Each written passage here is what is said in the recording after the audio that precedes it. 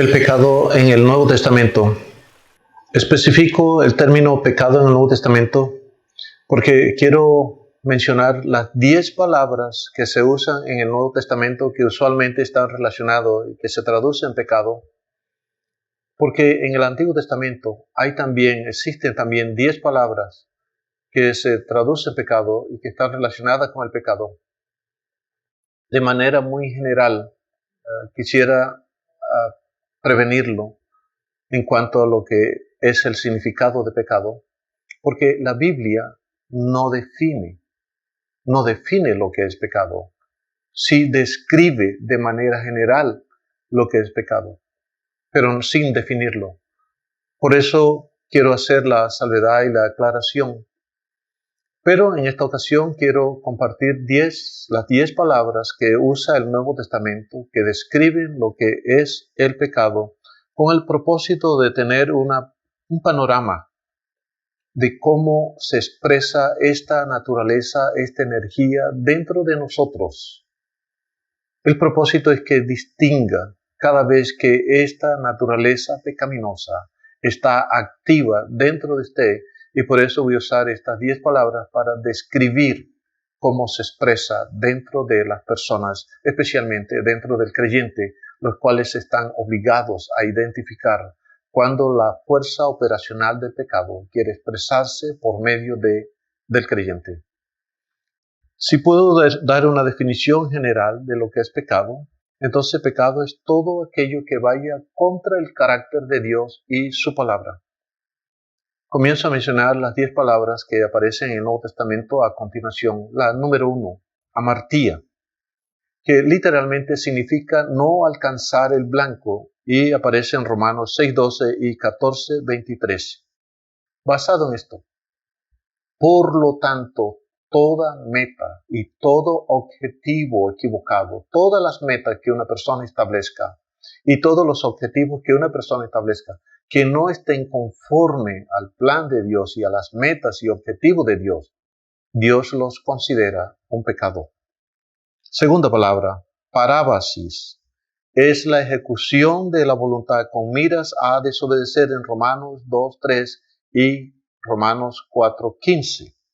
Por eso cualquier oposición a los imperativos y mandatos de Dios, cada vez que una persona hace oposición a los imperativos que están dirigidos a la iglesia, está cometiendo un pecado. De igual manera, en el Antiguo Testamento, los que se oponían a sus mandatos cometían pecados en este sentido. Tercera palabra, paráctoma, es caer por falta de capacidad. Romanos 4:25 y Romanos 5:20.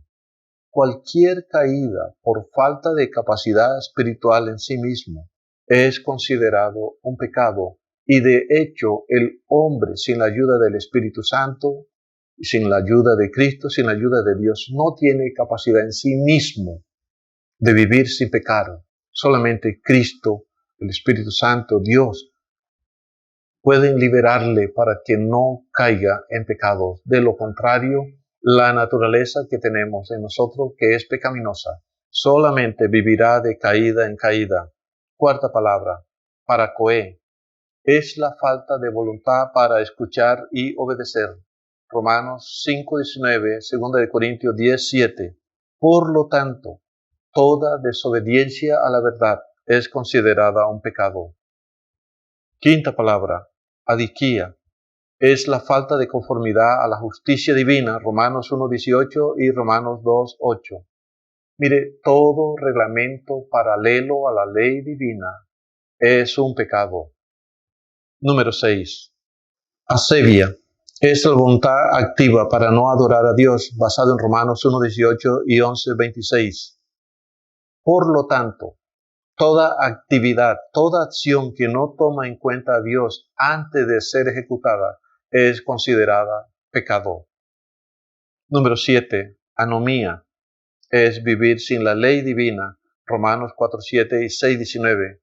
Por lo tanto, toda omisión de la ley divina es un pecado. Cuando hacemos cosas y dejamos de hacer cosas porque no sabemos o no recordamos, estamos ofendiendo y pecando delante de Dios.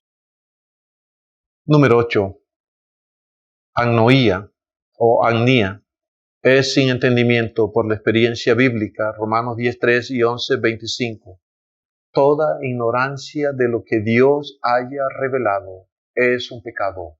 Desconocer los datos bíblicos para Dios se constituye en un pecado. Él nos ha mandado a investigar, escudriñar la Escritura. Si alguien viola esto y lo ignora, comete un delito frente a Dios. Número 9. Hiktima es ser inferior por ser defectuoso. Esta palabra solamente aparece 2 veces en el Nuevo Testamento, en Romanos 11:12, que se traduce defección, y 1 Corintios 6:7, que se traduce falta.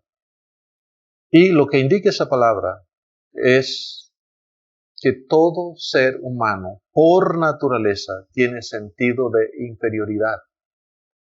Por lo tanto, mire, experimentar sentido de inferioridad es un pecado para Dios, pero esto forma parte de la naturaleza pecaminosa de los humanos.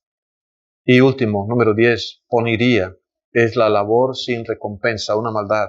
Cualquier actividad que hacemos que no es promovida, causada, energizada por Dios, se constituye en un pecado. Lo que quiero lograr con esto es lo siguiente. Mire, esas 10 palabras describen cómo es nuestra naturaleza pecaminosa, y esto lo tienen todos los seres humanos, incluyendo los creyentes. Por lo tanto, cuando ellas controlan, las personas van a caer en estas 10 palabras que acabo de describir.